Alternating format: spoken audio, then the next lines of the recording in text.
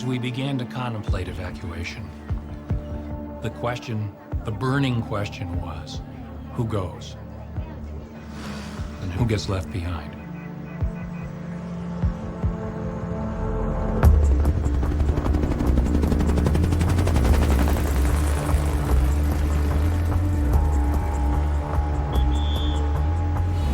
I borrowed a truck, and I basically sent the signal to my folks. And this meant a group of South Vietnamese majors, lieutenant colonels, colonels, and their families to muster at an address in downtown Saigon. I drove down there, they loaded up onto the truck, and I drove them to the airbase. I had told them, when you hear 3 thumps, that means hold the babies' mouths, don't breathe, don't talk, don't make any noise, because we're going through the gate post. I saluted in uniform as a captain of the United States Army. The guard waved me through, and I drove straight out to the flight line to an aircraft that was awaiting. One Vietnamese colonel who was putting his family on the plane, he had wanted to stay in Vietnam to defend the country. And this full colonel had like 8 kids and a wife. And he was in tears. The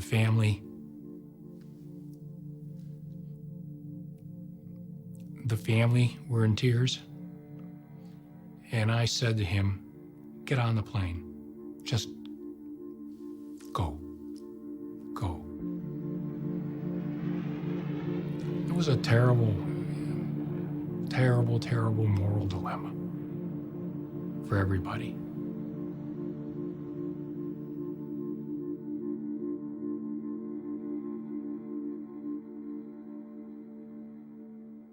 We today have concluded an agreement to end the war and bring peace with honor in Vietnam.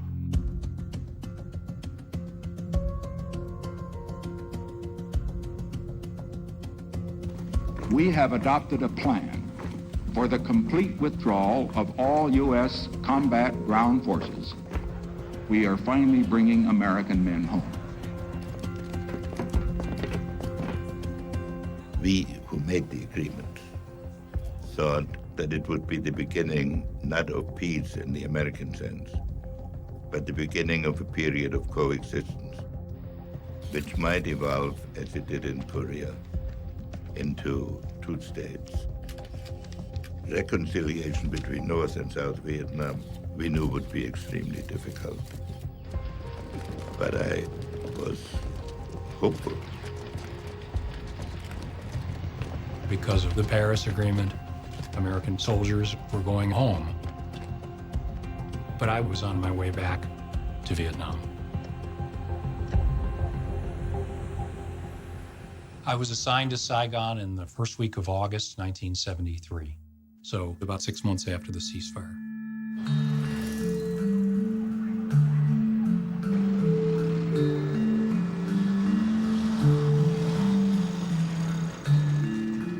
I would say that between the State Department people and CIA people, the contractors who were there to maintain infrastructure, maintain aircraft, as well as people like me, we had 5,000 to 7,000 Americans in country. A lot of the guys had Vietnamese girlfriends and wives, in many cases with children.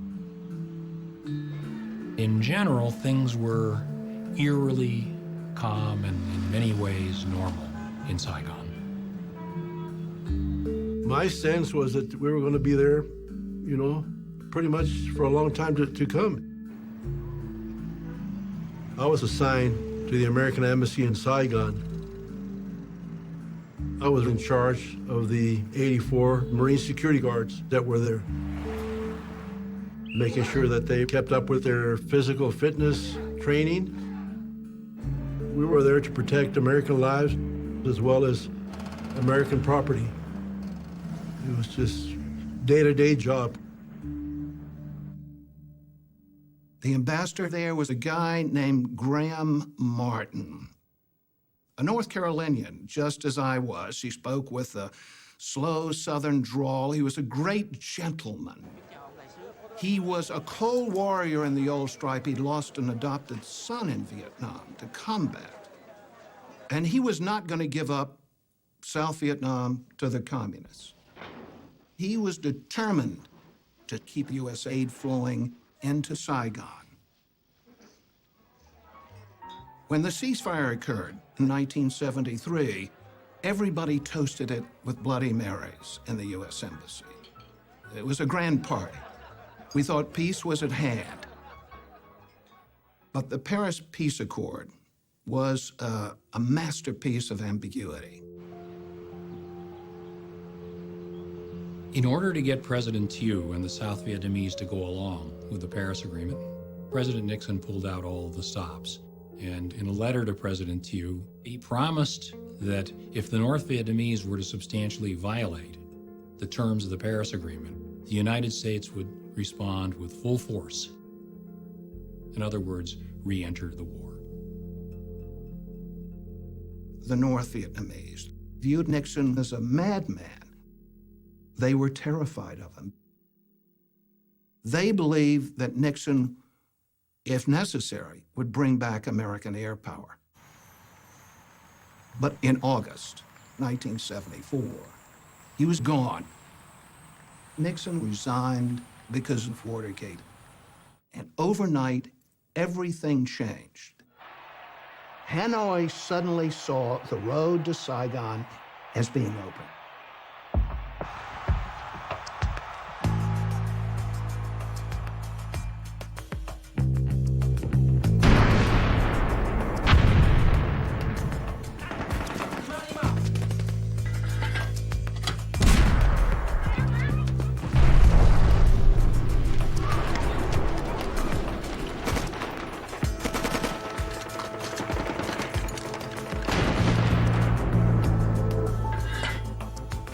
The South Vietnamese population had ample reason to fear the Vietnamese communists. The communist conduct throughout the course of the war had been violent and unforgiving. For example, when the city of Hue was taken over by the North Vietnamese, several thousand people on a long blacklist were rounded up: school teachers, government civil servants, people who were known anti-communists, and they were executed. In some cases, even buried alive. So panic was but a millimeter away.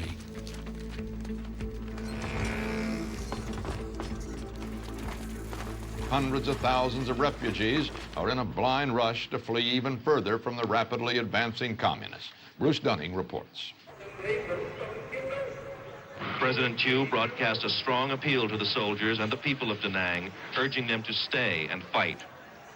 Và ngay cả vị tướng chỉ huy đó cũng không biết rõ ý định của ông Tổng thống Thiệu ra làm sao nữa. Và ngày hôm nay thì tin được lệnh là phải giữ Đà Nẵng. Ngày mai đã nhận được lệnh rằng bỏ. As the enemy approaches, the panic has swept from the coastal city's crowded back streets and pagodas onto runways at the airport. Our plane is surrounded here. I don't know how the hell we're going to get out. We're racing down the runway, leaving behind hundreds and thousands of people. Another dozen are there running along, grabbing at the air stair. We're pulling them on as fast as we can. There's a sea of humanity jamming on.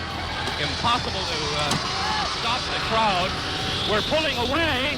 We're leaving them behind. We're pulling up with the people are falling off the air stairs. The plane is taking off. It was every man for himself.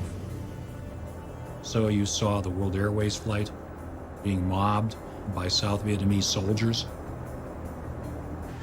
You saw ships with thousands of refugees, including lots of soldiers. You saw out-of-control panic. Basically, any boats, trucks, airplanes, or anything going south were besieged by people wanting to get on board.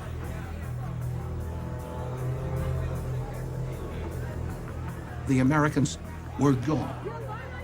And as a result, the house of cards began to collapse. The North Vietnamese decided to escalate at every turn to see if the United States would react.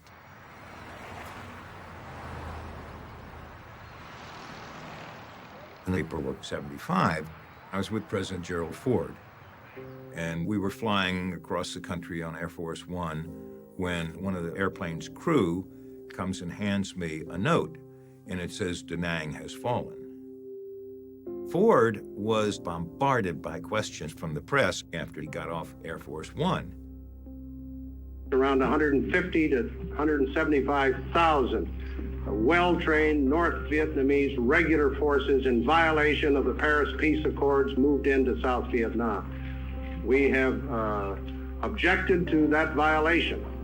It's a tragedy unbelievable in its ramifications. We are now in a crisis. We had a wave of humanity, 500,000 refugees rolling south towards Saigon. And 160,000 North Vietnamese troops moving right behind them.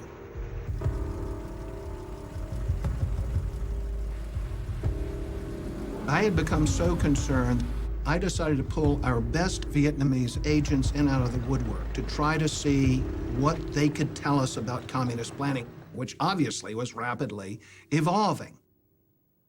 On the 8th of April, I met with one of our best agents who said, the communists are going to drive on Saigon. They're going to be in there by Ho Chi Minh's birthday, which was May 19th, literally a month away. Communist forces in South Vietnam, already solidly in control of 11 provinces, began working on yet another one today, Binh Dinh.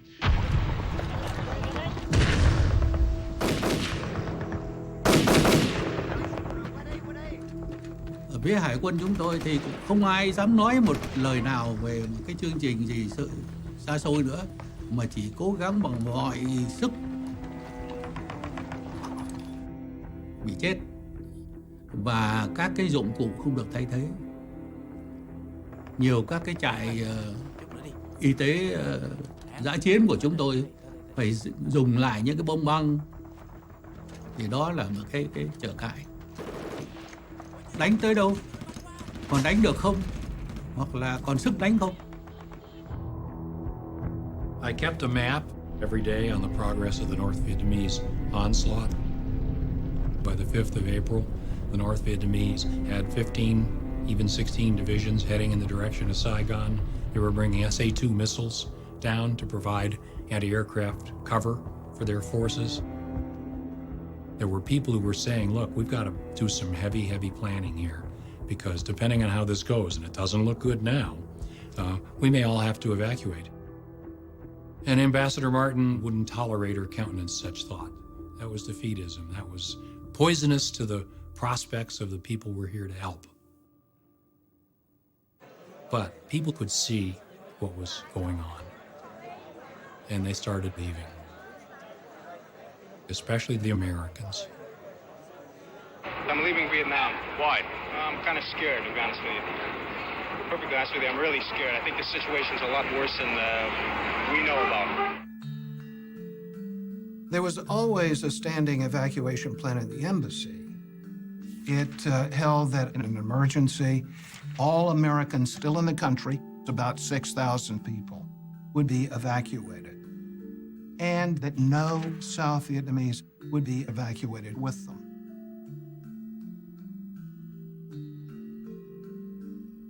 I was a student. The school is not closing, but it seemed like nobody interested in school anymore. You can't stay here. You can't live with the communists. Especially if you have a connection with the Americans, then you really got to get out. If we really made up a list of endangered South Vietnamese, the ones who really worked closely with us during the war, this number could be 150, 200,000, including their families, many more than that. But the idea of talking about an evacuation and of planning for an evacuation of Americans let alone an evacuation of Vietnamese, was still anathema in the embassy. If you mean that South Vietnam is on the imminent verge of collapse, I think the answer is quite definitely no. I mean, we were dealing with an ambassador who was just convinced that somehow he was going to be able to pull this out and that there wouldn't have to be an evacuation and therefore there wouldn't have to be a concern about evacuating South Vietnamese. The situation in South Vietnam has reached a critical phase, requiring immediate and positive decisions by this government. There are tens of thousands of South Vietnamese employees of the United States government, of news agencies, of contractors and businesses for many years, whose lives, with their dependents, are in very grave peril. I am therefore asking the Congress to appropriate without delay $722 million for emergency military assistance for South Vietnam. If the very worst were to happen, at least allow the orderly evacuation of Americans and endangered South Vietnamese to places of safety. There was no way in 1975 that the Congress was going to vote any money to go to the aid of South Vietnam. We had pulled out our troops in 1973, and public opinion at that point shifted. The people of the United States, having seen Watergate, having seen the deception of the generals, weren't about to give any help in Southeast Asia.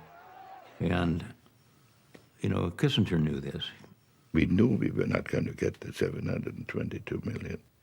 By that time, it made no big difference.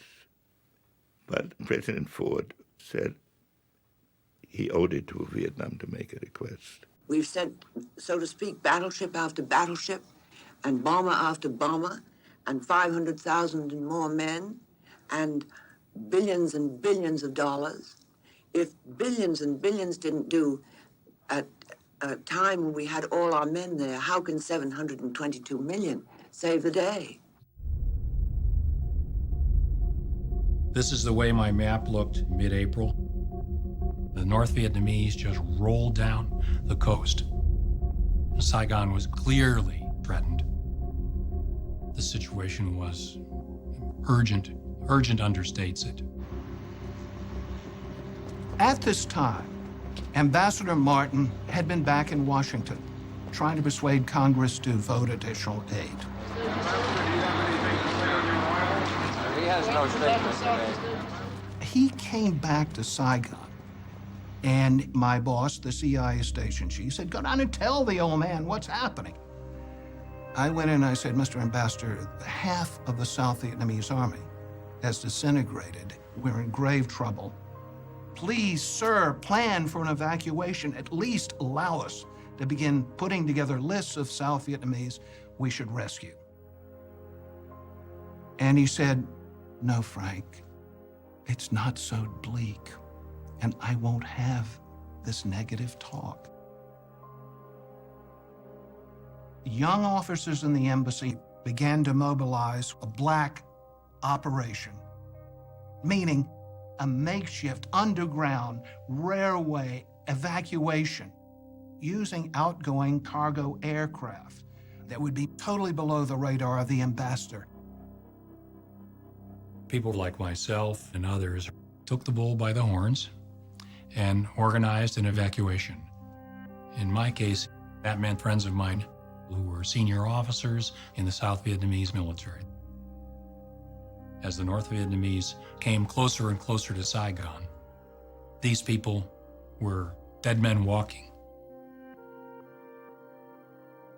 I had arranged a signal with my intelligence community friends that if I said I'm having a barbecue, that meant come to a certain pre-designated place and bring your families and only bring one suitcase because we're going to have a party, but it was understood the party meant I was going to get them out. Black ops were essentially violating the rules.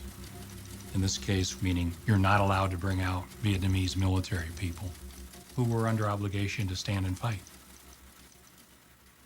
We were fully expecting if we got caught doing this that we would be run out of country. End of career, do not pass, go.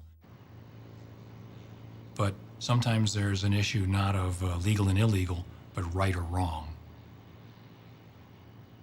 The deputy defense attaché moved out Vietnamese personnel and their families to Clark Air Base in the Philippines without any approval whatsoever, without any immigration papers, anything, passports, you name it. And when they began showing up in the Philippines, Martin hit the roof and fired him. But that didn't stop other State Department people who had Vietnamese friends and family members. They continued to organize these makeshift airlifts.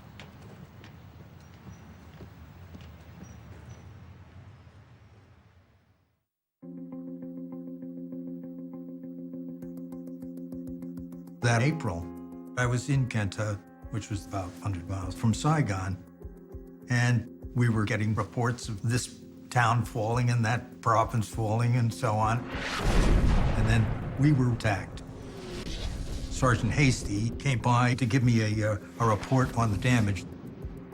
Canto came under pretty intense artillery bombardment.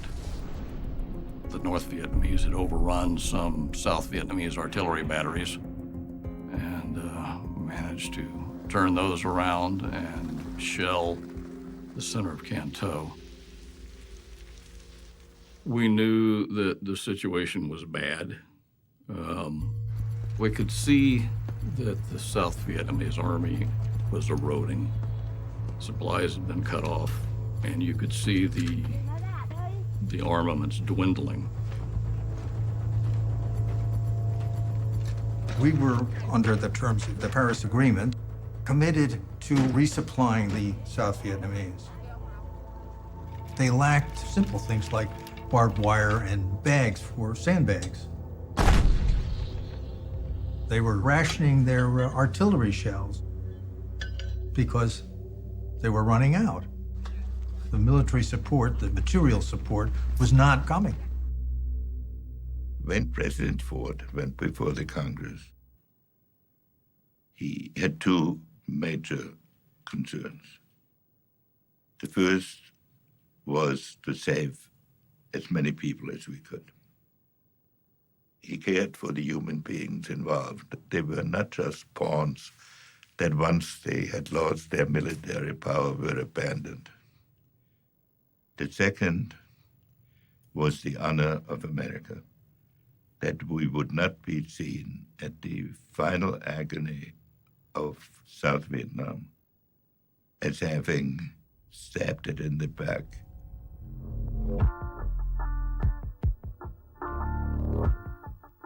Congress wouldn't pass it.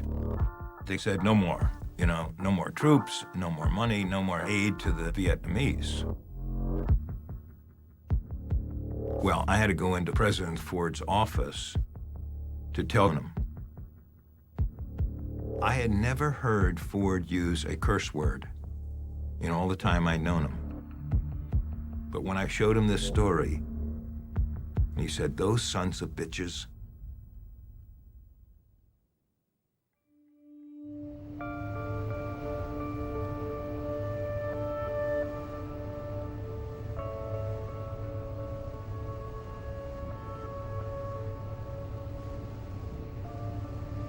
I think there were a total of 50 ships that were there. I mean, it wasn't just us, it was a whole bunch of ships.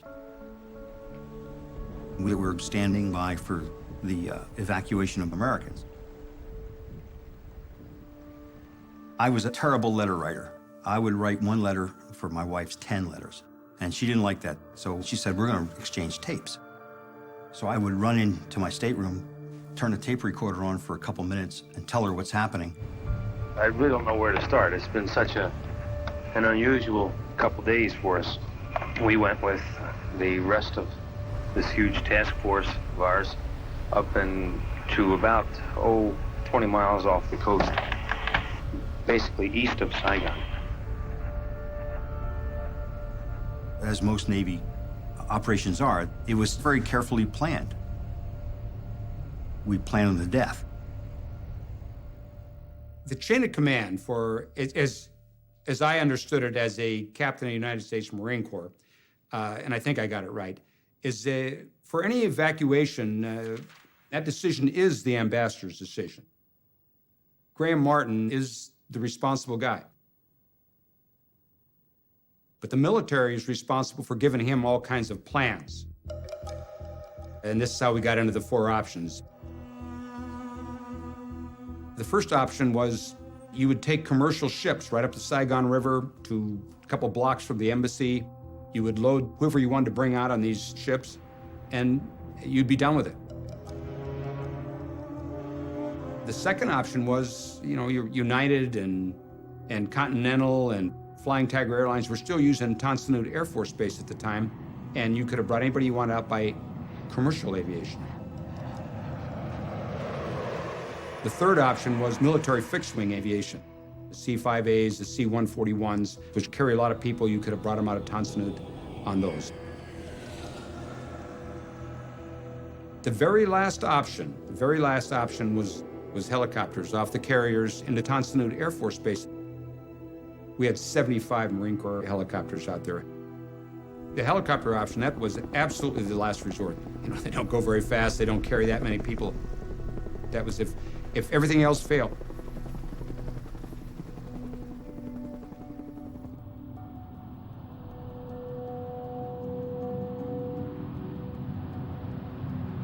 I got into Vietnam late on the 24th of April, 1975. Saigon was full of rumor, of false stories, whether we were going to have a last attempt to draw a line across the country, and Saigon in the south would remain a free republic, all of these things, and it was all churning all around.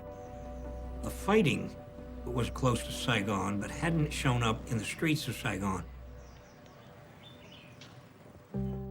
I served as a naval officer and 3.5 tours in Vietnam, 2 of those years as a Special Forces advisor with a 20-boat river division, all Vietnamese. I could tell jokes and hear jokes in Vietnamese, and once you start off like that, you eventually end up being able to dream in Vietnamese. In 1975, my mission was to remove or destroy as many ships, swift boats, anything that I considered to be a benefit to the enemy. I met with Captain Do Kim, who was the operations officer of the Vietnamese Navy. Ông ta nói rằng tình hình thì tuyệt vọng rồi. Bây giờ ông phải giúp tôi để làm một cái kế hoạch đưa các chiến hạm của Hoa Kỳ ra khỏi cái tầm tay của Cộng sản. The plan was to sail all the large ships of the South Vietnamese Navy down the Saigon River to the sea and rendezvous at Con Son Island. We had to keep this secret. If we were to get out, it would have had an effect on the morale of the people in the street.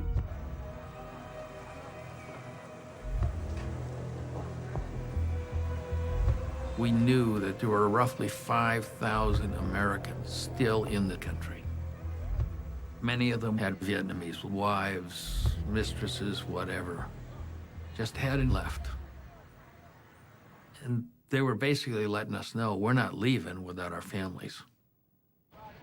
Finally, we were given authority by the ambassador to bypass the immigration laws and send these Vietnamese out of the country. So then we started an operation basically to get out the Americans and their Vietnamese dependents.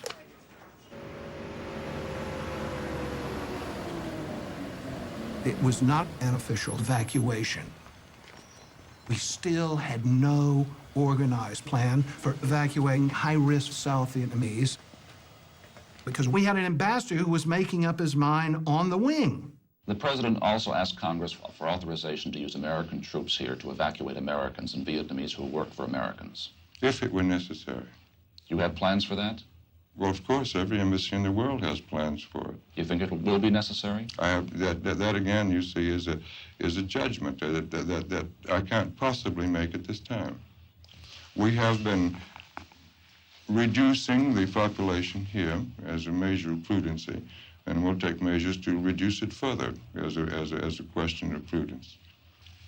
The ambassador was extremely skittish, and I guess understandably so, about talking about evacuation, about sending signals that an evacuation was being planned or even executed.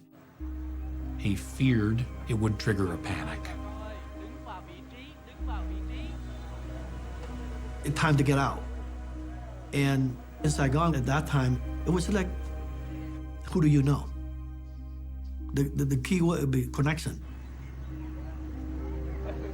There's a lot of people, they try to get their money, because if the people have money, maybe they will find a connection to get out. You know, so you want to go? Give me this kind of money. One guy said to me, the family, tell them to come to the boat dock. I was waiting for them. You know, of course, they took the money, but they never got us. There was chaos in Saigon at that time. Everybody was looking for ways to get out as soon as possible. Of course, the Americans we worked with had a plan in place for us. They told us to get to the meeting place, which was a safe house, and near the American embassy, and to wait for buses to come to pick us up.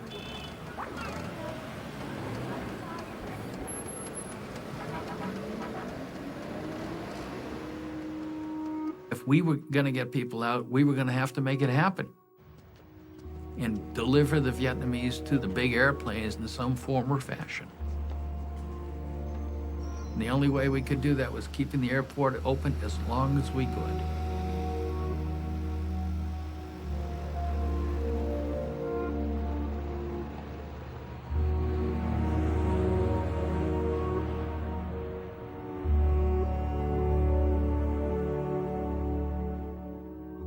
Ambassador Martin still hoped that somehow this thing would not end with the North Vietnamese humiliating the United States by attacking Saigon.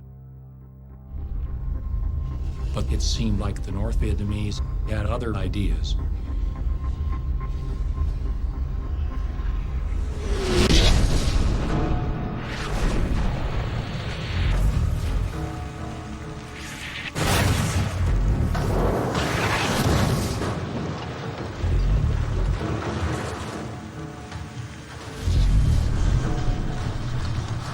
What may be the final battle of Saigon has begun.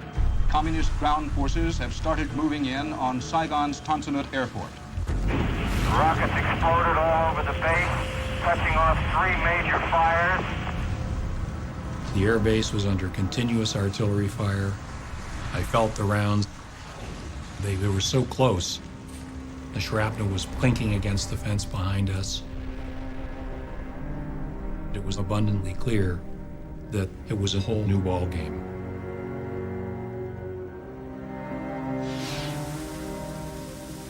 We never expected any trouble out there. And then, of course, fear a little bit set in, because now we knew that it really meant business, you know. Were they going to continue shelling Tan Son Nhut? They're giving us a warning, you know. Get out.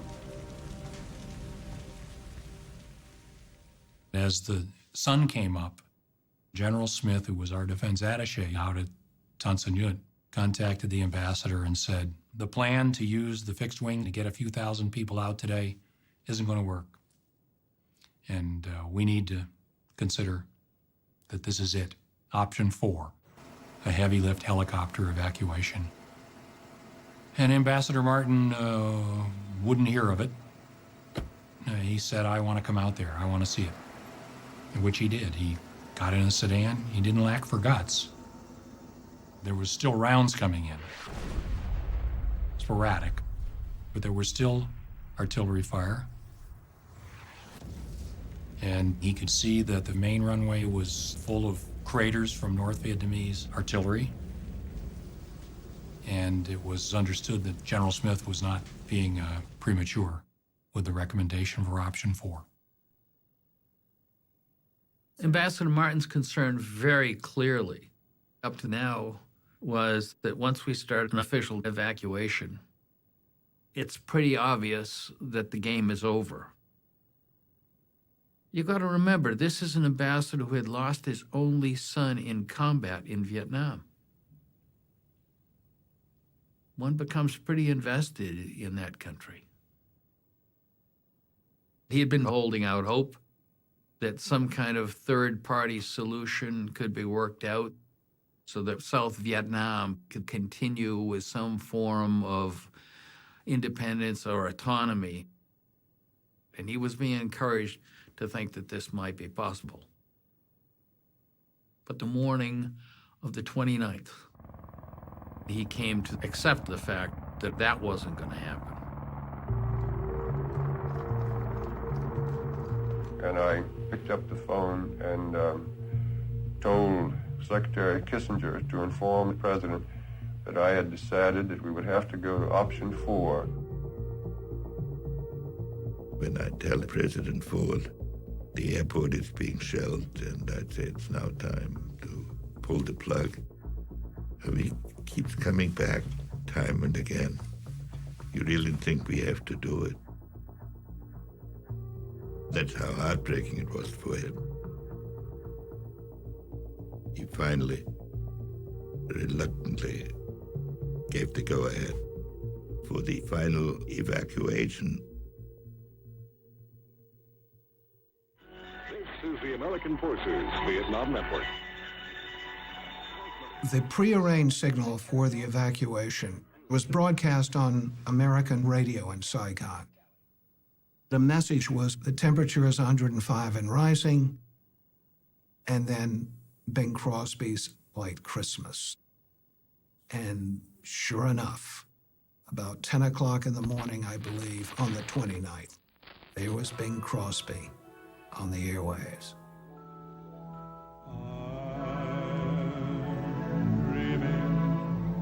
Of a white Christmas, just like the ones I used to know, where the treetops glisten and children listen to hear sleigh bells in the snow. That morning, Ambassador Martin received a message that said, within 24 hours, the U.S. presence in Vietnam had to be closed out, meaning we had to be gone. It was obvious that there was the need for a hasty plan to be developed for a helicopter airlift out of the embassy to the fleet. And we had less than 24 hours to pull it off. That morning, there must have been, I would guess, at least 10,000 people literally ringing the embassy. The embassy compound was the size of a city block. It was big. And all sides of it were filled 200-300 feet back. Fortunately, people were by and large very controlled. They were very patient. They were just hoping desperately to get in. It's like the whole Saigon want to get inside the American embassy. So you have to know somebody, you know. Just like me, I find my friend and got this little paper to assure us to get in. So several of us went to the embassy. And my friend, he sold the paper to the guard, and he just kind of pointing it to each one of us, and we, one by one, to go inside the embassy. When I first got in, I feel so good. I in America, I almost there. They have a courtyard and a swimming pool, and we mostly gather around the swimming pool. and 1,000 people there. And they just keep coming in. That morning, CIA choppers began picking up evacuees off the roofs of buildings around the city and bringing them to the embassy. There was an old pilot named Obie Harnage. He was blind in one eye and lame in one leg. And I said, Harnage, we got people at 6 Chalong. You gotta go pick them up. It was the deputy CIA station chief's apartment building. There were a number of very high-risk Vietnamese, including the defense minister of South Vietnam, all waiting to be rescued. As they climbed up the ladder to the roof, a photographer took that famous photograph. Many people thought that was the U.S. Embassy. It wasn't. But it indicated to what extent chaos had descended on this entire operation.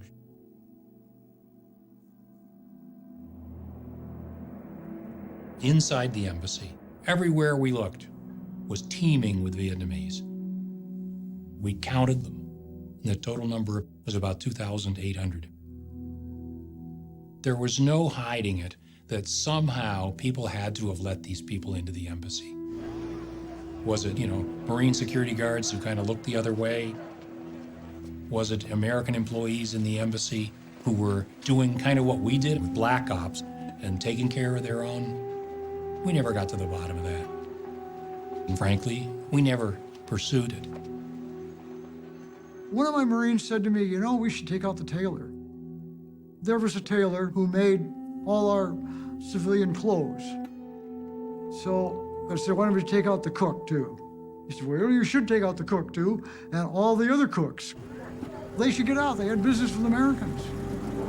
So they took the bread truck and they rounded up the tailor, the cooks and the dishwashers, a few others, and their families, and drove them into the embassy compound.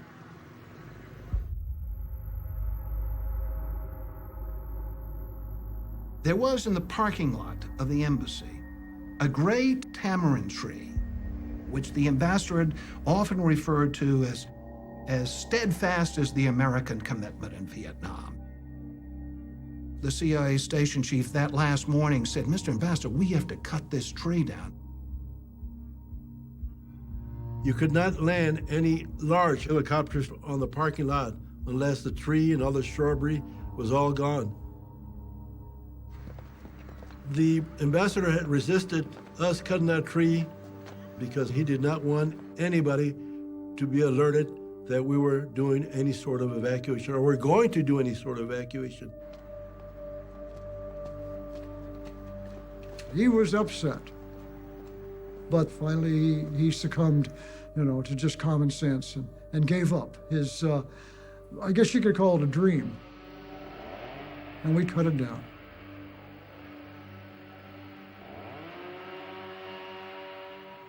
He had also, over the past few days, prevented us from burning classified documents for fear that it would panic the South Vietnamese. So that morning of the 29th, we had thousands of pages of classified documents we had failed to destroy beforehand. Our next job was just looking at that classified document idea and getting rid of that. So we went to every office and told them to start pulling stuff, and piles of paper began coming out. And we began shredding.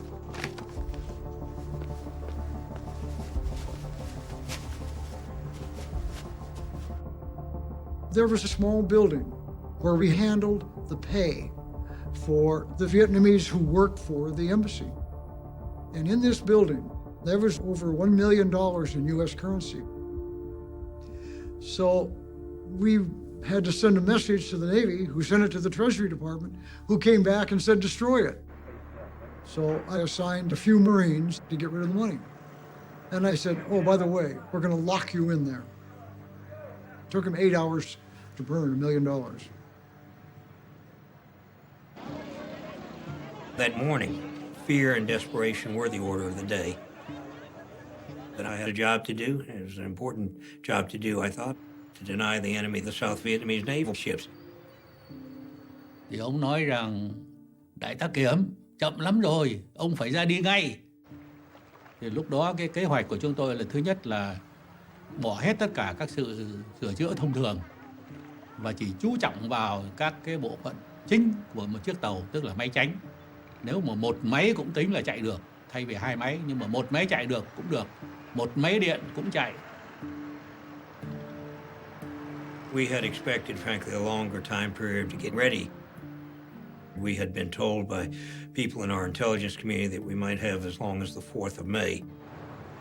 But the North Vietnamese were closing in quite tightly, and clearly it was time to send the signal to leave. Thì chúng tôi có chừng khoảng 32 chiến hạm lớn, có 30 chiến hạm lớn có thể đi được. Cũng tính với lại ông Armitage rằng tôi sẽ cố gắng cho thủy thủ đoàn ra đi càng đông càng tốt. Thì tôi nói thủy thủ đoàn chắc chắn để đi, nhưng mà còn gia đình của họ sẽ không đi nếu không có gia đình họ đi theo. I knew this, but I didn't know how many civilians were going to be on board. I had no idea. Nó quá cái nhiệm vụ của tôi. Trên tôi còn có những người cao cấp hơn tôi. Tại sao họ không làm? Anh em mình cứ thấy rằng đó là cái nhiệm vụ của mình thì là làm. Và khi đã làm đó thì phải làm cho chót. Thì trong khi cái sự mà tính rằng làm cho chót đó đôi khi vượt quá cả cái nhiệm vụ của mình, nhưng vẫn làm, vì cái đó là lẽ phải.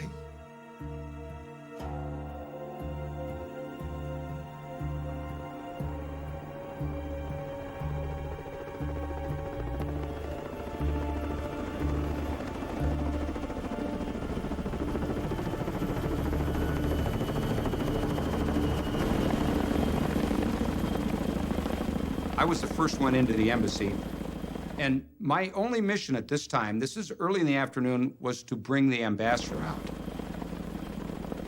It was actually a mission, it was called Embassy Snatch. I was just supposed to get the ambassador. I land and I said to the people, I said, I'm here to get the ambassador. And said, well, not quite. The ambassador refused to leave until he could get as many Vietnamese on as many choppers as possible. The evacuation of Vietnamese happened because Graham Martin wanted it to happen.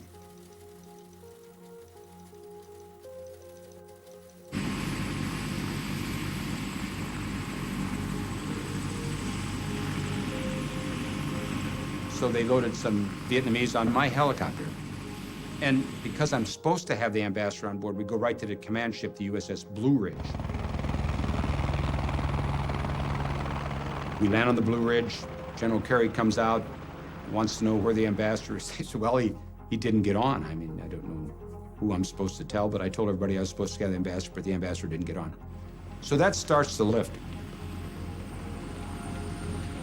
Like I say, we had 75 Marine Corps helicopters. You and your wingman would fly into the embassy, get your passengers loaded, and fly back out to the ships.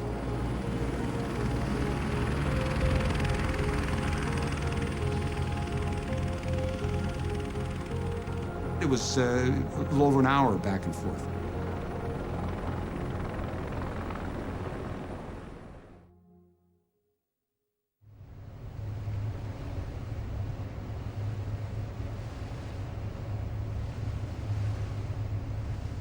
On the USS Kirk, our mission was to protect the helicopters moving from the embassy out to the aircraft carriers and back and forth. We were very close to the action. You could stand there on the deck and you could watch it all happening. We thought that the USS Kirk was just going to be an observer to this whole thing, and when all of a sudden on radar we started seeing these little blips coming out from the shore. I really don't know where to start. We looked up at the horizon, and all you could see were helicopters, all heading toward us. These were not Marine Corps helicopters. They were small helicopters, the little Hueys, which were never part of the evacuation plan. but they were flying over top of us. We were watching them fly over top, over and over and over again. We viewed them as enemy until we could verify who it was. Then we realized that these were South Vietnamese trying to escape. I figured if we could save one, at least we save 15, 20 people. They were packed in there like sardines. So I made a decision, land the helicopter.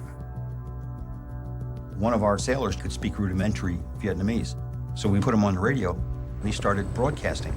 This is ship 1087, land here. So we got his attention, he came flying over, he landed on our flight deck. And it turned out that the pilot, he was the pilot for the deputy chairman of the Joint Chiefs of Staff, real high up. And he had the general with him. It was a two-star general. And the two-star general's nephew, 3 women, about 4 children. It was a big deal for us. When it landed, we got everything off, and I looked up because there were 5, 6, 7 stacked up ready to land. Turned out all throughout the southern part of Vietnam, there were South Vietnamese Army and Air Force installations with 1 or 2 or 3 or 4 helicopters. And those helicopters were flyable, their pilots were there, and when they realized that the evacuation was happening and they weren't going to be part of it, they said, oh yeah, we are. These young Vietnamese pilots would go to their homes, land right in their front yards, pick up their families and anybody else and head out to sea, hoping they can rendezvous with the ship. Well, we're one of the first ships they saw.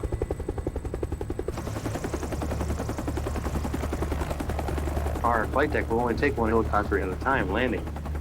There are no wheels on them, you just have skids. We couldn't think of what else to do, and these other planes were looking for a place to land, so we just physically pushed them. Of course, this was a big old helicopter, thousands of pounds, so we had to figure out how to get it 15 feet over to the edge of the flight deck. You don't have time to think about what you did, you just had to do it. So we opened up our flight deck and they began to land, one right after the other. Some of them were shot at, holes in them. Most of the Vietnamese who came out, I'm talking about the flight crews, they were heavily armed, all with sidearms, some with M16 rifles. They had no idea what was going to happen, so they came out ready for anything, really. So we had to disarm them. None of them had ever landed on a ship before. They were Vietnamese Air Force. Everybody had a gun. They took all the guns away from them. And about 5 minutes later, another one came in and landed. And we pushed his airplane over the side. I was the second one. I helped push that one over too. Then the third plane came in. It landed also. We pushed it over the side. So meanwhile, we've thrown 3 helicopters in the water so far. This is incredible. I know you're probably not believing any of this, but it's all true.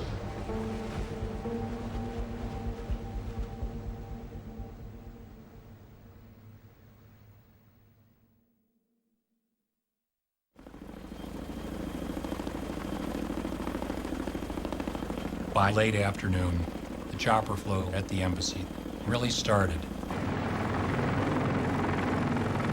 And each time a bird came in, here would go another 40, 50 people. But did the right mix of people get out? You know, who says that these were the people who either deserved or should have gone out? At the embassy, a lot of the people who got out happened to be good wall jumpers. The choppers started coming in at 10-minute intervals. One would land on the roof, and one would land on the parking lot. They would put all the Vietnamese in groups, they would search them, and if they had any weapons, all these weapons were thrown into the swimming pool. And as soon as the chopper would land, they would be brought into the restricted area, where a couple of the Marines would escort them into the aircraft. Then the race would ramp up and take off.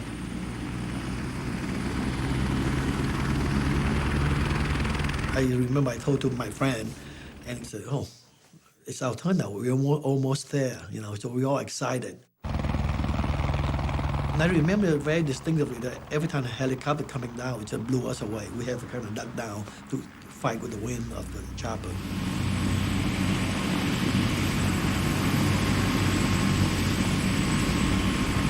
Three of the choppers that came in each landed a platoon of 40 Marines from the task force.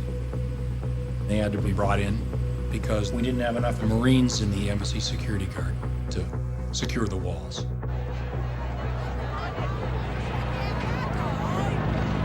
I went with my wife to the embassy. A lot of people, they clinched to the top of the wall, but they couldn't get in.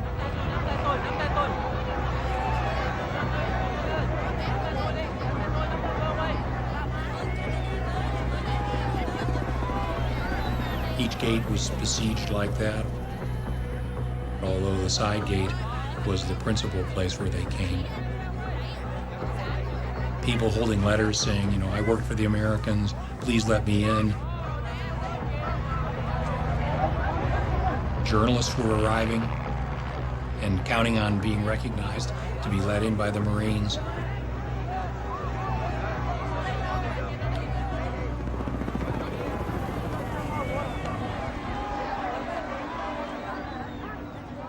There was a sea of people wanting to get out by helicopters. But, well, they looked up at the helicopters leaving, and I could see their eyes, desperate eyes.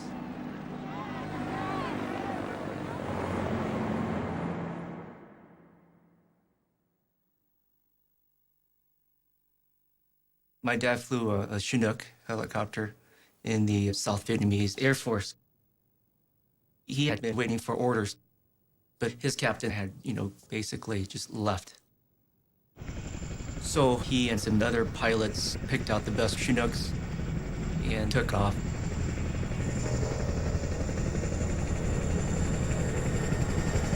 He said it was the Wild West at this point. Just you and your horse, and you just do what you had to do to survive and take care of your family. He had given my mom a heads up that if she did hear a Chinook coming, to get ready. I was 6.5 years old. I can still hear the rumbling, very, familiar rumbling of a Chinook. When you hear the Chinook coming, you know it's coming. I knew my dad was coming. In Saigon during my childhood was like, say, living in the middle of busy LA. So there's really not a big area to land the Chinook. So he came in and landed in a playfield. Caused a lot of wind, caused a lot of commotion. My mom grabbed my little sister, who was about 6 months at that time, and I have a little brother who was about 3 or 4 years old, myself. We quickly ran into the Chinook, and we all flew off out into the Pacific Ocean. My dad was afraid for not having enough fuel, afraid for a lot of things. He was just flying blind. And then he saw a ship out there. In the middle of the day, after we had taken those first helicopters aboard, this huge helicopter called a Chinook, they came out and tried to land on the ship. And the thing almost crashed on board our ship. This big Chinook showed up. There's no way he can land on Kirk without impacting the ship. He would have killed everybody on the helicopter plus my crew. It was way too big to land. We thought that the helicopter would just fly away. But as the ship was moving forward, probably 4, 5, 6 knots, something like that, the pilot communicated that he was running low on fuel. He opened up the port side of the helicopter and he hovered across the stern of the Kirk. Then all of a sudden, here comes a human. One by one, we jump out. I jumped out, my brother jumped out. My mom was holding my sister. Well, obviously very scared. And she just, just trustingly, just with one hand, with her right hand, holding on with her left to brace herself, just dropped my baby sister. One fella standing there, and he said he looked up and he saw this big bundle of stuff come flying out, and it was a baby. It was the 1-year-old baby. And then the mother jumped out and he caught her too. Then when the pilot flew out on our starboard right side, he hovered with his wheels in and out of the water.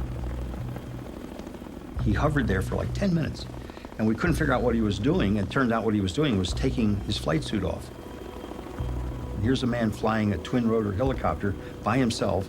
At the same time, he's taking off a flight suit. How you do it, I've talked to helicopter pilots, and they can't figure out how he did that. How like a Houdini trying to get out of this thing. And finally, he made the helicopter roll to the right as he stepped out the door on the left.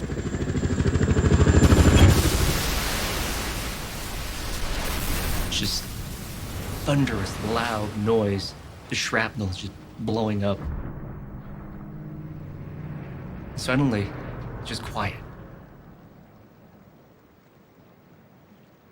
And he pops up, and he's alive. And he swam away. And the helicopter was only about 20 feet from him when it hit the water. It was amazing. We went out, picked him up. He was no worse for the wear. He was a little bit wet. Well, one unfortunate thing is he had some small bars of gold, which was all his worldly possessions, that were in his shirt pocket that sank.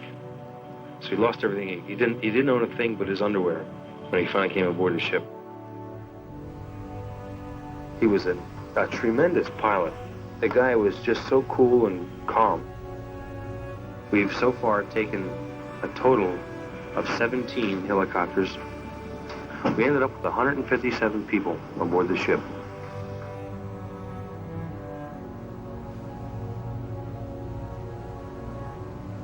That crew was very special. They took their money, went to the Navy Exchange and Commissary, bought all the clothes, the food they could get, took it up and gave it to the refugees they befriended. They were unbelievable. We laid mats and all kinds of blankets and stuff out on the deck for their babies, and there were infants and children and women, and it was a scene I'll never forget. We were happy. My mom was just, wow. Symbolically, it was like, the first step onto not American soil, but American freedom.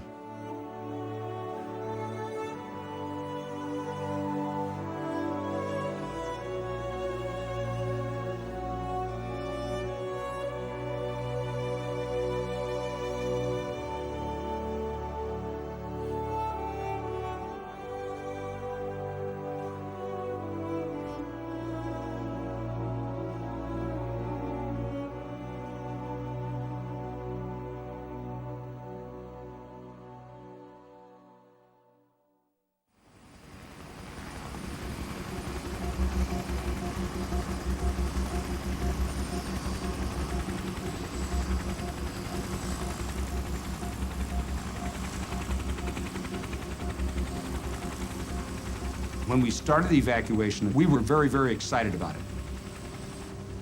Then your next emotion probably was just determined to get this job done and get these people out.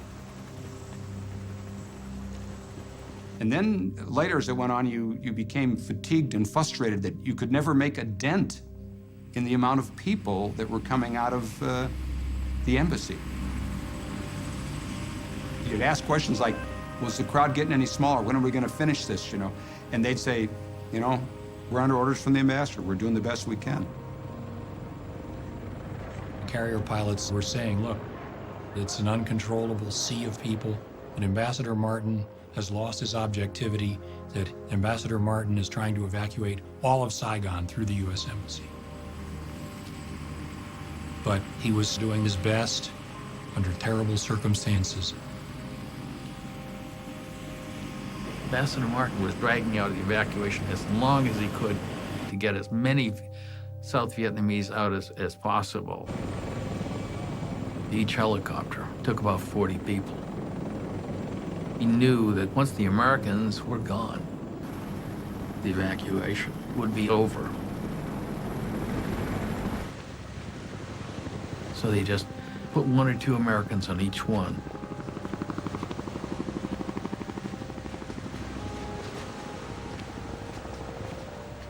You're very tired, and you're not seeing an end of this thing. So I got the word out, you know, we could use some help out here. We only have 75 helicopters. And the word comes back, no, Marine pilots don't get tired.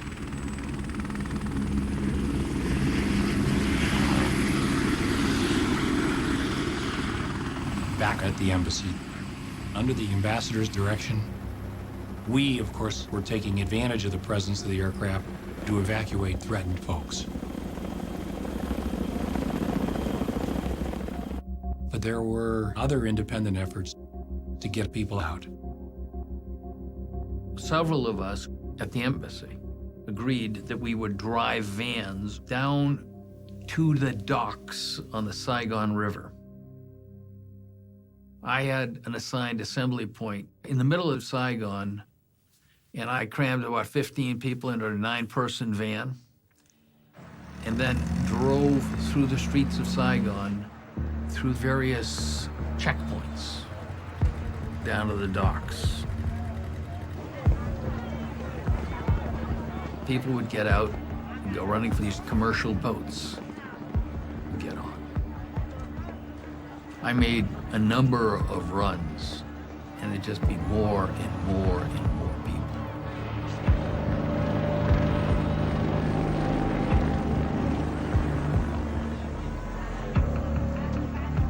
Finally, as the sun was going down, we were running out of light, a man came up to me. I turned to him and said, "This is my last load. I can't take any more." I said, "Well, get your family." And he said, "Can't do it. My family's too big. My family's too big." And he just shook my hand and said, "Thanks for trying," and walked away. So I came back to the embassy and parked the van.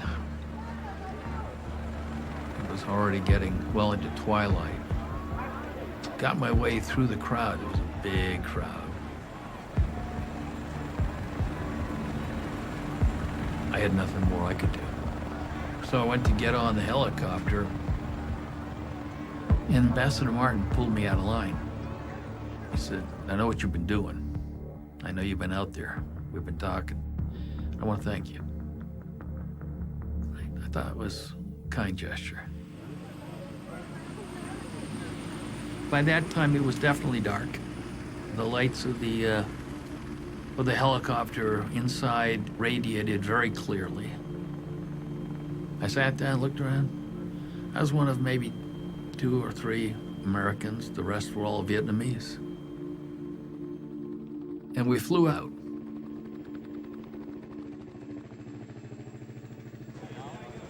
It was very dark. I remember that. And people started to elbow each other, try to get in the front line. And that's when the Captain Hampton started speaking to us in Vietnamese. Không ai sẽ bị bỏ lại. Nobody is going to be left behind. Tôi ở đây, tôi không bao giờ bị bỏ lại. Then he said, when you are in American embassy, you are in American soil. I promise me and my soldier will be the last one to leave the embassy. So after that announcement, everybody feel relaxed. Literally, we totally relaxed. We have nothing to worry about. Yeah. We were told that the North Vietnamese tanks were coming very close. So we in the White House asked the Defense Department, how many South Vietnamese were left meant inside the embassy compound. And then we calculated how many helicopters it would take to get them out. We told Martin that he had to be on the last helicopter. All I know is that in Washington, there was confusion about the numbers on the ground. At 1 a.m., there were 1,100 people left to evacuate. After we'd had a flurry of choppers and cleaned out more than half of them, and there were 420 people left, we received an order from Washington that the lift was over other than the extraction of the remaining Americans. About 4 in the morning, 4:30, I land on the USS Blue Ridge again. So General Kerry comes out and gives me an apple and a cup of coffee or something and says, "We're under orders from the president. You got to get the ambassador out." So we fly in. I land on the roof exactly at 4:50 in the morning. I said, "I'm not leaving until the ambassador's on board." One of the Marines lowered the flag, folded it up, and escorted the ambassador up to the landing zone up on top of the embassy, and he gave him the flag. And that was it. Major Keane came to Colonel Madison and said, "No more, only Americans from this point on." And Madison said, "The hell you say, we've got these people over here." And Keane said, "Sir, not gonna happen. It's a presidential order." And Madison said, "I'll take this up with the ambassador." He was very hot under the collar. And Keane said, "You can't. That's him," and pointed to the CH-46 that was just flying away.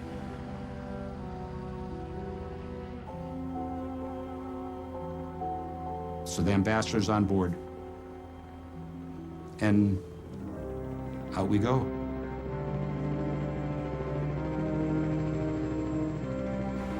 When we land on the Blue Ridge, 15 or 20, maybe 25 people get off with the ambassador, and that was the end of it. I flew 18.3 hours straight through. Graham Martin looked very tired, extremely haggard. I mean, he looked like, I'm sure the pressure was immense. And at what time were to cease evacuation? Cease evacuation? Yeah, evacuation. We could still be flying if we hadn't got the ambassador out, because he refused to stop the lift. I think about 3:45 then.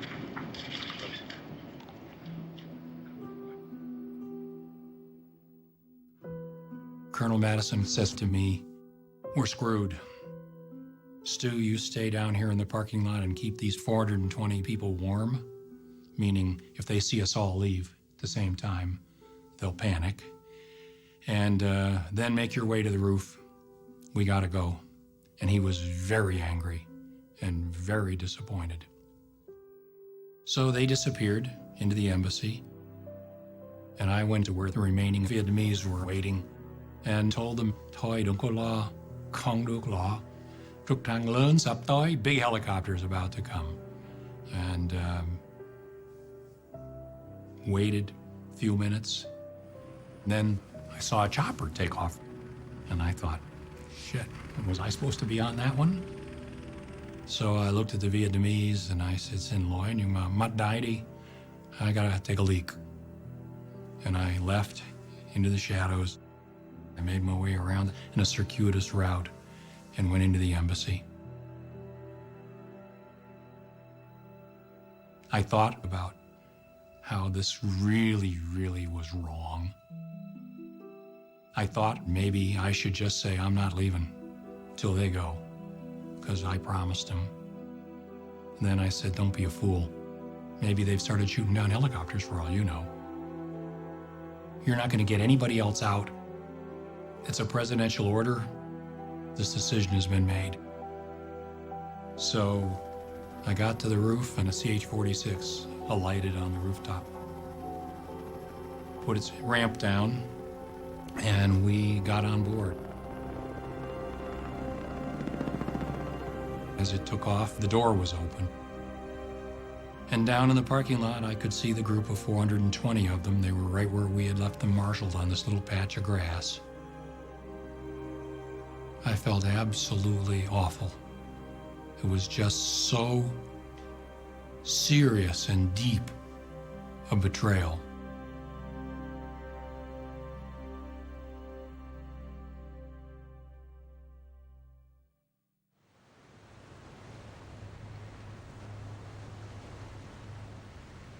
Later that night, I was quite surprised that I get a call, come alongside the flagship, the Admiral wants to speak to you.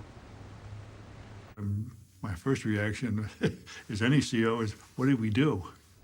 Not realizing we had been picked for a special mission.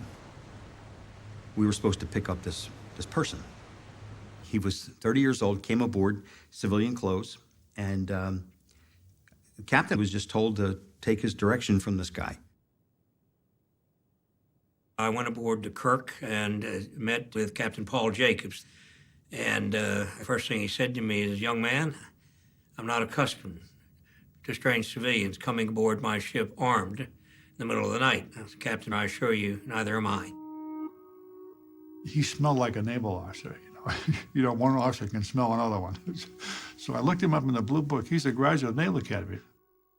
So from that point on, we were fine. What do you want to do? And we worked together as a team. We steamed down to Constant Island, and we could see on the radar display that there were a lot of blips. And I remember the dawn breaking, the sun coming up, and seeing what I had seen as a radar display in person. There were dozens of ships, and not just Vietnamese naval ships, but also civilian ships. And they were all totally crammed with people.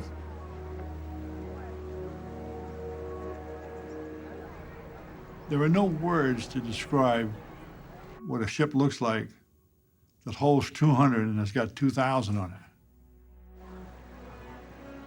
I don't think anybody really understood the magnitude of it until we looked at what we got in front of us. It looked like something out of Exodus. Our mission was to help the ships into international waters. But now they had all these people. My reaction is, how the hell are we going to do this? Most of the Vietnamese Navy ships were dead in the water. Some were anchored, some were just adrift. So we sent over our engineering technical people to see what we could do to help them and get them underway. We had worked a plan out to sail 2 ships to the Philippines. And the Kirk was going to escort them. But the fact that they're going to be crammed with an unknown number of civilians was somewhat problematic. The U.S. government already had a refugee problem with the U.S. naval ships. This was another 30 or more thousand people to deal with. We were up all night talking about it. And I'm convinced if we sent them back or took them back, they would have killed them all. And Armitage decided to bring them. He didn't get permission from Washington to do that. I thought it was a lot easier to beg forgiveness than to get permission. So the decision was made, and they all went with us.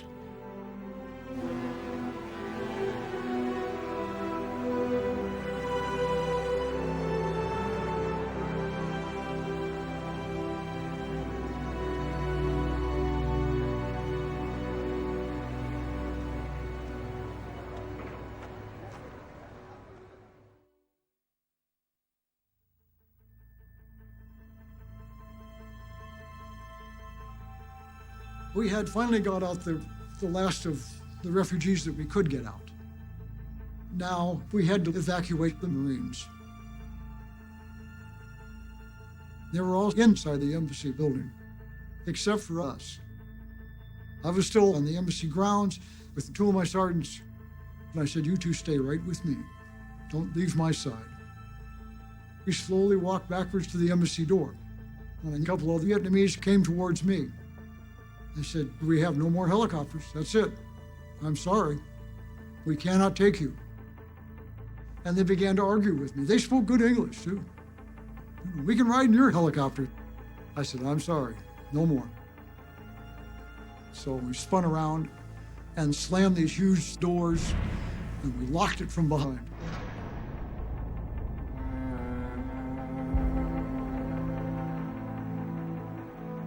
I kind of fall asleep off and on, but what get me woke up is the noise. It's a different noise. So I kind of look up, and the first thing in my sight was I didn't see that soldier there anymore on that wall. There were people throwing blankets or jackets and materials over the barbed wire so they can climb over the wall to come in. It was like, where are all the soldiers? We were going up the stairs, and below me I could hear feet running on the stairway. When we got to the roof, Master Sergeant Valdez was there. He says, we got everybody? Yeah. I said, man, there's somebody chasing me up those stairs. There were wall lockers up on the roof and those big fire extinguishers with wheels. So we tilted all those wall lockers and the fire extinguishers, put them against the door. There was a little window there that we could see him in there. All the Vietnamese trying to get to the roof. The Marines started going out as choppers came in.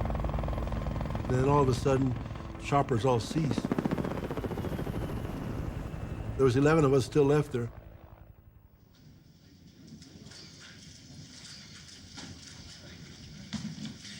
The briefing was delayed until the evacuation was completed, and the last helicopters are now in the air.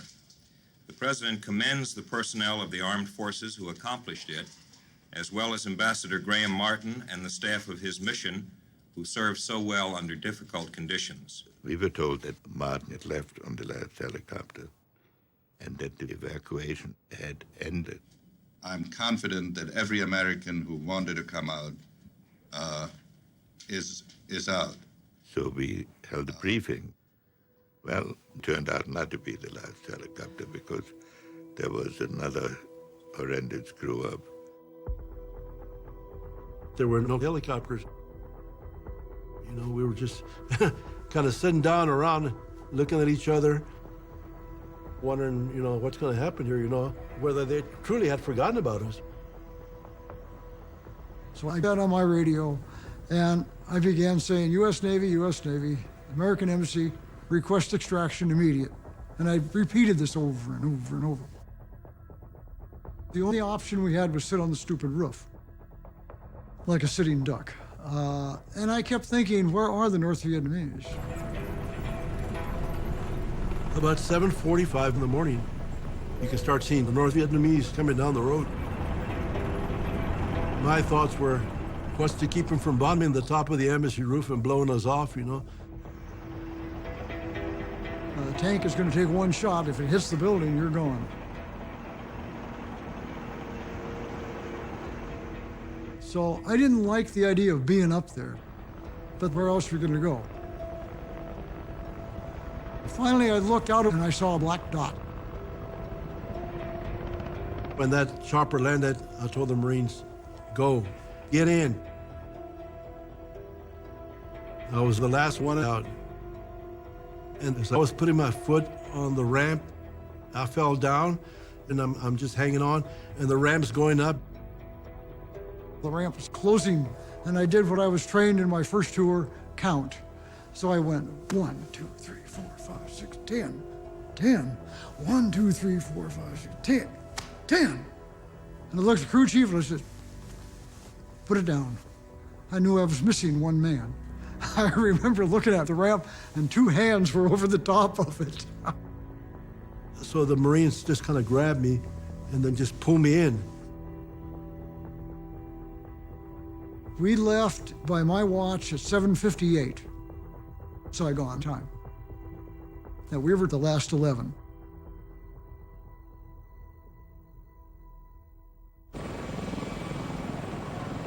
My cameraman Neil Davis and I decided to stay. We saw the last helicopter leave from the roof. We then tried to scramble into the embassy ourselves. Neil got to the roof, I did not, and he saw dozens of Vietnamese just sitting on the helicopter pad on the roof of the embassy, waiting, wanting to get out, and of course no more helicopters were going to come. I didn't join them. I actually scared.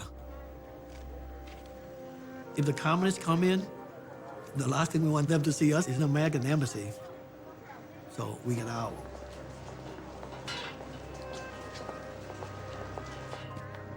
People were coming in and out of the buildings. Literally anything that could not be fastened down or was not fastened down was being taken away. Any souvenirs from the ambassador's office were taken away. Almost brick by brick, the embassy was being dismantled. It was ordinary looting, but more than that, I think it was just frustration and anger and an opportunity to get back perhaps at the Americans, because in the view of many in that crowd that day, we had deserted them.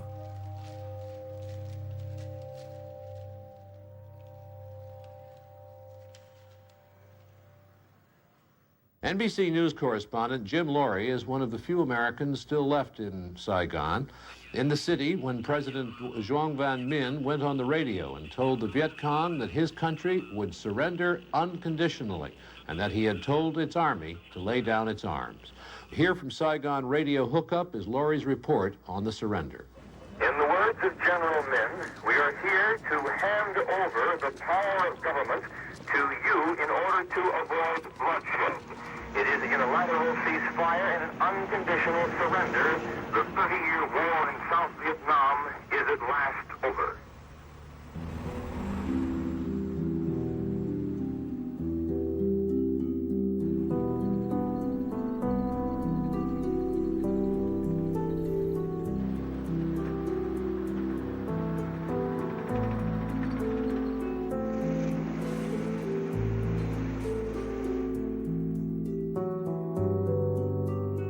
First thing I did was to destroy my documents, my badges, just keeping the civilian ID. And then I went around Saigon to see what happened.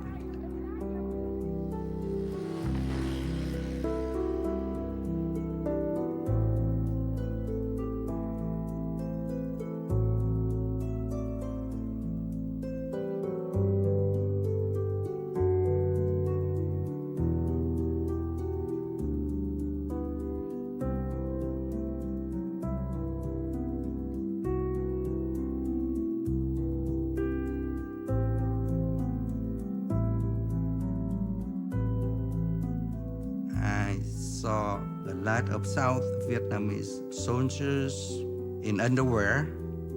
They took off all their military clothes, boots, and they threw them away.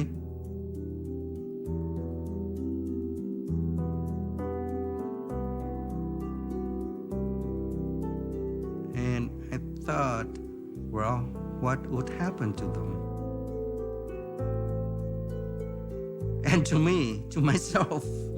I thought of my friends who were killed in action. And I thought, well, is this what we fought for? Is this what the Americans came for? And I didn't have the answer.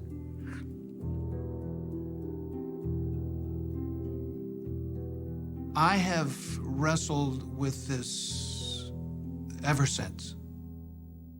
I realized that I had become the quintessential American in Vietnam. I had all these causes, all these big things I was doing. I was trying to get the truth back to Washington. I was talking to agents, trying to persuade the ambassador. And I forgot that what was at stake were human lives.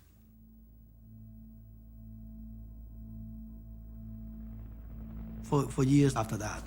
I hear that sound in my head, that sound like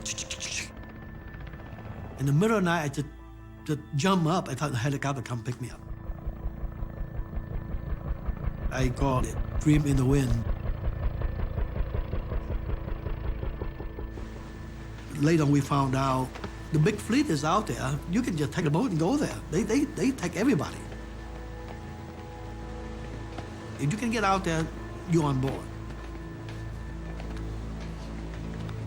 And I just didn't know that, so.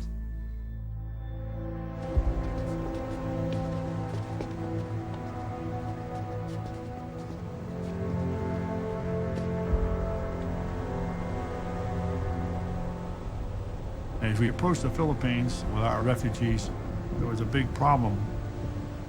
They wouldn't let us in, and the reason they wouldn't let us in is because the government there had recognized the new regime in Vietnam, and these Navy ships we were escorting were all flying South Vietnamese flags, and the solution was to reflag all these ships as American ships.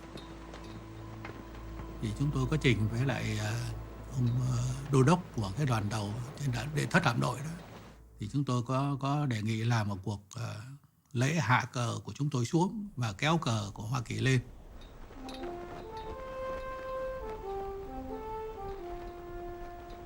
Này công dân ơi, đứng lên đáp lời sông núi, đồng lòng cùng đi hy sinh tiếc gì thân sông. Tôi đã hát không biết bao nhiêu lần hát quốc ca và cũng đã tham dự không biết bao nhiêu lần lễ hạ kỳ. 42 tuổi là những con sói già ngoài biển rồi mà cũng không cầm nổi nước mắt. Thấy trùng lại và mới thấy thấm thía rằng lúc này đúng là mình đã mất nước, đã mất hết. They lowered the Vietnamese flag, people crying. It was very emotional for them to lose their country, their flag, their ship. Everything was gone. And then we raised the American flag. We tried to do that with as much dignity as we could.